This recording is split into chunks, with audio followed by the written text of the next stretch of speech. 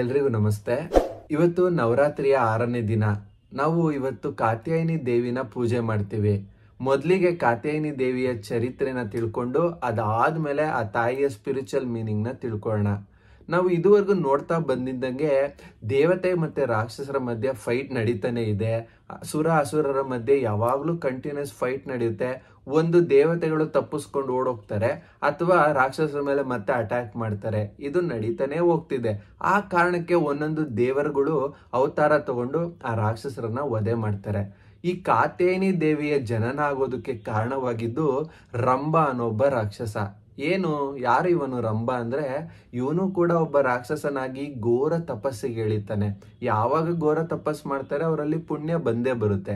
ಪುಣ್ಯ ಬಂದಿದ ತಕ್ಷಣ ಅವ್ರು ಕೇಳುವಂತ ರಿಕ್ವೆಸ್ಟ್ ನ ಫುಲ್ಫಿಲ್ ಮಾಡ್ಲೇಬೇಕು, ಅಂದ್ರೆ ಈಡೇರಿಸಲೇಬೇಕು ದೇವತೆಗಳು.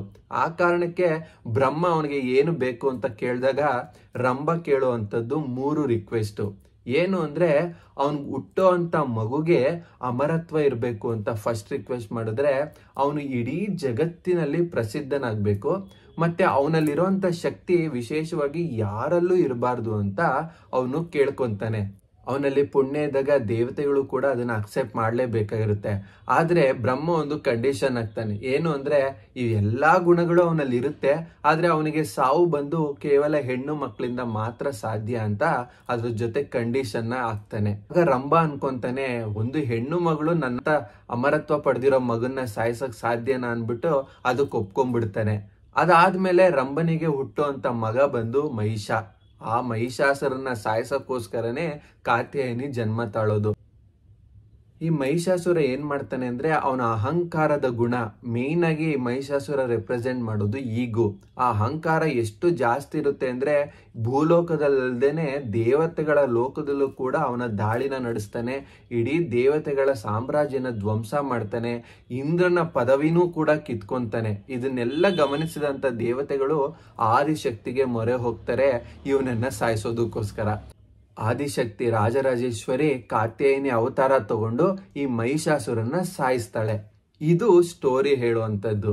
ಈಗ ಸ್ಪಿರಿಚುವಲ್ ಆಸ್ಪೆಕ್ಟ್ 5 ದಿನದಿಂದ ನೋಡ್ತಾ ಬರ್ತಿದ್ದೀರಾ. ಒಬ್ಬ ಸಾಧಕ ಬೆಳೀತಾ ಬೆಳೀತಾ ಬೆಳೀತಾ ತನ್ನಲ್ಲಿರೋ ಅಂತ ರಾಕ್ಷಸ ಗುಣನ ಸಾಯಿಸೋದೇ ರಾಕ್ಷಸರನ್ನ ಸಾಯಿಸೋ ಅರ್ಥ. ಏನದು ಗುಣಗಳು? ರಾಕ್ಷಸ ಗುಣ ನಮ್ಮದೇ ಆದಂತ ಕೋಪ, ದ್ವೇಷ, ಹೊಟ್ಟೆ ಕಿಚ್ಚು, ಕೊಂಕೋ ಗುಣ, ಮತ್ತೊಬ್ರಿಗೆ ಕೆಟ್ಟದ್ ಬಯಸೋ ಗುಣ, ಇದೆಲ್ಲವೂ ಕೂಡ ನಮ್ಮಲ್ಲಿರುವಂತ ರಾಕ್ಷಸ ಗುಣಗಳು. ಇದು ಎಲ್ಲದನ್ನು ಮೀರಿದ್ದು ಒಂದು ಗುಣ ಬಂದು ಅದು ಅಹಂಕಾರ. ಈ ಅಹಂಕಾರ ಯಾವಾಗ ನಮ್ಮಲ್ಲಿ ಇರುತ್ತೋ ಅದು ನಮ್ಮನ್ನ ಇಡೀ ಎಲ್ಲಾ ಗುಣಗಳನ್ನು ಹೈಲೈಟ್ ಮಾಡಿಸಿ ನಮ್ಮನ್ನ ಅಧೋಗತಿಗೆ ಕರ್ಕೊಂಡೋಗುತ್ತೆ. ಈ ಅಹಂಕಾರನ ರೆಪ್ರೆಸೆಂಟ್ ಮಾಡೋನೆ ಮಹಿಷಾಸುರ. ಯಾವಾಗ ನಮ್ಮಲ್ಲಿರುವಂತ ಈಗೋ ನಮ್ಮನ್ನೇ ನಮ್ಮ ಮಾತು ಕೇಳ್ದಂಗ್ ಮಾಡುತ್ತೆ, ನಮ್ಮ ಮನಸ್ಸನ್ನ ಮಾಯೆಯಲ್ಲಿ ಸಿಗಾಕ್ಸುತ್ತೆ. ಅದನ್ನೇ ಕಥೆಯಲ್ಲಿ ಹೇಳ್ತಿದ್ದಾರೆ. ಯಾವಾಗ ಈ ಮಹಿಷಾಸುರ ನನ್ನಲ್ಲಿ ಜಾಗೃತನಾಗ್ತಾನೋ ನನ್ನಲ್ಲಿರೋಂಥ ಇಂದ್ರಿಯಗಳು ನನ್ನ ಸೀಮಿತನ ಕಳ್ಕೊಳ್ಳುತ್ತೆ. ಆ ಕಳ್ಕೊಳ್ಳೋದ್ನೇ ಸ್ಟೋರಿಯಲ್ಲಿ ಹೇಳ್ತಿದ್ದಾರೆ ಇಂದ್ರ ಪದವಿನ ಕಳ್ಕೊಂಡ ಅಂತ. ಇಂದ್ರ ಅಂದ್ರೆ ಯಾರು ಇಂದ್ರಿಯಗಳಿಗೆ ರಾಜ. ನಮ್ಮಲ್ಲಿರುವಂತ ಇಂದ್ರಿಯಗಳು ಸೆನ್ಸಸ್ ಕಂಟ್ರೋಲ್ ತಪ್ಪಿದ್ರೆ ನಾವು ಕೂಡ ಇಂದ್ರನ ಪದವಿನ ಕಳ್ಕೊಂಡಂಗೆ ಲೆಕ್ಕ.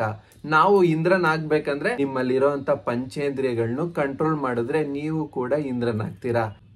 ಈ ಇಂದ್ರಿಯಗಳು ಕಂಟ್ರೋಲ್ಗೆ ಬರಬೇಕು, ನಿಗ್ರಹ ಮಾಡಬೇಕು ಅಂದ್ರೆ ನಿಮ್ಮಲ್ಲಿರುವಂತ ಅಹಂಕಾರ ಸಾಯ್ದೆ ಬೇರೆ ಆಪ್ಷನ್ನೇ ಇಲ್ಲ. ಆ ಕಾರಣಕ್ಕೆ ನಮ್ಮಲ್ಲಿರುವಂತ ಮಹಿಷಾಸುರನ್ನ ಸಾಯಿಸ್ಕೊಳ್ಳೋದು ಅಂದ್ರೆ ನಮ್ಮಲ್ಲಿರುವಂತ ಅಹಂಕಾರನ ಸಾಯಿಸ್ಕೊಳ್ಳೋದು. ಹಾಗಾದ್ರೆ ಅಹಂಕಾರ ಸಾಯಿಸೋದಕ್ಕೆ ಏನು ದಾರಿ ಅಂದ್ರೆ, ಒಂದೇ ದಾರಿ ಶರಣಾಗತಿ. ಅಹಂಕಾರನ ಯಾವಾಗ ನಾವು ಸಾಯಿಸ್ಬೇಕು ಅಂತ ನಿರ್ಧಾರ ಮಾಡ್ತೀವಿ ಅಂದ್ರೆ ನಮ್ಮಲ್ಲಿರುವಂತ ಶರಣಾಗತಿ ಕ್ವಾಲಿಟಿನ ಜಾಸ್ತಿ ಮಾಡ್ಕೊಂತ ಹೋಗ್ತೀವಿ.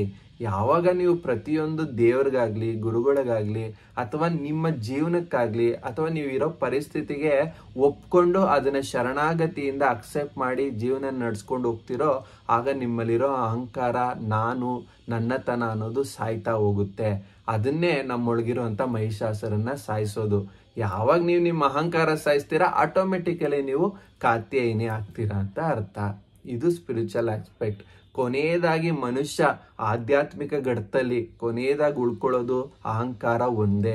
ಅಹಂಕಾರನ ಯಾವಾಗ ದಾಟ್ತೀರಾ ನೀವು ಈ ಭಾವಬಂಧನದ ಅಲ್ಟಿಮೇಟ್ ಸ್ಟೇಜ್ನ ರೀಚ್ ಆಗ್ತೀರಾ ಅಂತ ಕರೀತಾರೆ. ಇದು ಸ್ಟೋರಿ ಪ್ರಕಾರ ಹೇಳ್ತಿದ್ದಾರೆ. ಈಗ ಬ್ರಹ್ಮಾಂಡದಲ್ಲಿ ಮಹಿಷಾಸುರನ್ನ ಸಾಯಿಸಿರುವಂತ ಕಾತ್ಯಾಯಿನಿನ ಪೂಜೆ ಮಾಡೋದು ಹೇಗೆ, ಮತ್ತೆ ಆ ಕಾತ್ಯಾಯಿನಿ ಅಹಂಕಾರ ಮೀರಿದವಳನ್ನ ನಾವು ಬ್ಲೆಸ್ಸಿಂಗ್ಸ್ ಕೇಳೋದು ಹೇಗೆ ಅಂದ್ರೆ ಅವಳ ಮಂತ್ರನ ಜಪಿಸೋದ್ರಿಂದ. ಆ ದೇವಿಯ ಮಂತ್ರ ಬಂದು ಈ ರೀತಿ ಇರುತ್ತೆ. ಚಂದ್ರ ಹಾಸೋಜ್ವಲಕರ ಶಾರ್ದೂಲ ವರವಾಹನ ಕಾತ್ಯಾಯನಿ ಶುಭಂ ದದ್ಯ ದೇವಿ ದಾನವ ಘಾತಿನಿ. ಚಂದ್ರ ಹಾಸೋಜ್ವಲಕರ ಶಾರ್ದೂಲ ವರವಾಹನ ಕಾತ್ಯಾಯನಿ ಶುಭಂ ದದ್ಯ ದೇವಿ ದಾನವ ಘಾತಿನಿ. ಈ ಮಂತ್ರನ ನೀವು 108 ಸಾರಿ ಅಥವಾ 48 ಸಾರಿನಾರು ಮಿನಿಮಮ್ ಹೇಳಿ. ಇದು ತುಂಬಾ ದೊಡ್ಡದಾಯ್ತು, ಹೇಳಕ್ಕೆ ಕಷ್ಟ ಆಗುತ್ತೆ ಅಂದ್ರೆ ತಾಯಿಯ ಬೀಜಾಕ್ಷರ ಮಂತ್ರನೂ ಕೂಡ ಚಾಂಟ್ ಮಾಡ್ಬೋದು. ಆ ಬೀಜಾಕ್ಷರ ಮಂತ್ರ ಓಂ ಐಂ ಹ್ರೀಂ ಕ್ಲೀಂ ಕಾತ್ಯಾಯಿನಿಯೈ ನಮಃ. ಓಂ ಐಂ ಹ್ರೀಂ ಕ್ಲೀಂ ಕಾತ್ಯಾಯಿನಿಯೈ ನಮಃ. ಈ ದಿನ ದೇವಿ ಬಂದು ಕೆಂಪು ಸೀರೆಯಲ್ಲಿ ಪ್ರತ್ಯಕ್ಷಳಾದ್ಲು ಅಂತ ಕರೀತಾರೆ. ಆ ಕಾರಣಕ್ಕೆ ನೀವು ಕೂಡ ಕೆಂಪು ಸೀರೆನ ಉಟ್ಕೊಂಡು ದೇವಿಯ ರೀತಿನ ಅಲಂಕಾರ ಮಾಡಿ ಆ ದೇವಿಗೆ ಪೂಜೆ ಮಾಡೋದನ್ನ ಅಭ್ಯಾಸ ಮಾಡ್ಕೊಳ್ಳಿ. ಅದ್ರ ಜೊತೆ ಈ ದೇವಿಗೆ ಪ್ರಿಯವಾದಂತಹ ನೈವೇದ್ಯ ಬಂದು ಜೇನುತುಪ್ಪ, ಹನಿನ ಯೂಸ್ ಮಾಡಿ ಆ ದೇವಿಗೆ ನೈವೇದ್ಯ ಕೊಡಿ. ಅದೇ ರೀತಿ ಈ ದೇವಿ ಗುರುಗ್ರಹಕ್ಕೆ ಅಧಿಪತಿ ಆಗಿರ್ತಾಳೆ. ಆ ಕಾರಣಕ್ಕೆ ಗುರುವನ್ನು ಕೂಡ ನಾವು ಓಲೈಸ್ಕೊಳ್ಳೋದ್ರಿಂದ ಈ ತಾಯಿ ಪ್ರಸನ್ನಳಾಗ್ತಾಳೆ. ಆ ಗುರುವಿನ ಮಂತ್ರ ಚಾಂಟ್ ಮಾಡಿ 108 ಸಾರಿ ಗುರುವಿನ ಮಂತ್ರ ಜಪಿಸೋದ್ರಿಂದ ಆ ಗುರುವಿನ ಬ್ಲೆಸ್ಸಿಂಗ್ಸ್ ನಿಮಗೆ ಸಿಗುತ್ತೆ. ಗುರುವಿನ ಮಂತ್ರ ಓಂ ಗ್ರಾಂ ಗ್ರೀಂ ಗ್ರೌಂ ಸಹ ಗುರುವೇ ನಮಃ. ಇದು ಸಿಂಪಲ್ ಮಂತ್ರ. ಇದನ್ನ 108 ಟೈಮ್ಸ್ ಚಾಂಟ್ ಮಾಡಿ. ಈ ರೀತಿ ಮಂತ್ರನ ಹೇಳಿ ಆ ದೇವಿಯ ಫ್ರೀಕ್ವೆನ್ಸಿಗೆ ನೀವು ಟ್ಯೂನ್ ಆಗಿ ಆ ದೇವಿನ ಪೂಜೆ ಮಾಡಿ.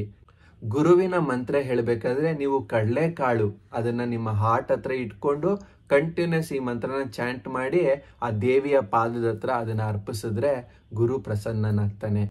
ಈ ರೀತಿ ಕಂಟಿನ್ಯೂಸ್ ಇಬ್ರು ಮಂತ್ರನು ಚಾಂಟ್ ಮಾಡಿ ಅವರ ಬ್ಲೆಸ್ಸಿಂಗ್ಸ್ ನಿಮ್ಗೆ ಸಿಗ್ಲಿ ಅಂತ ನಾನು ಕೇಳ್ಕೊಂತೀನಿ.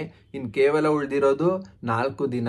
ಆ ದೇವಿಯರ ಸಾಧನೆನ ಹೀಗೆ ಮುಂದುವರಿಸಿ ಅವರನ್ನ ಓಲೈಸ್ಕೊಳ್ಳೋದ್ರಲ್ಲಿ ನೀವು ಯಶಸ್ಸು ಪಡೀಲಿ ಅಂತ ನಾನು ಕೇಳ್ಕೊಂತೀನಿ.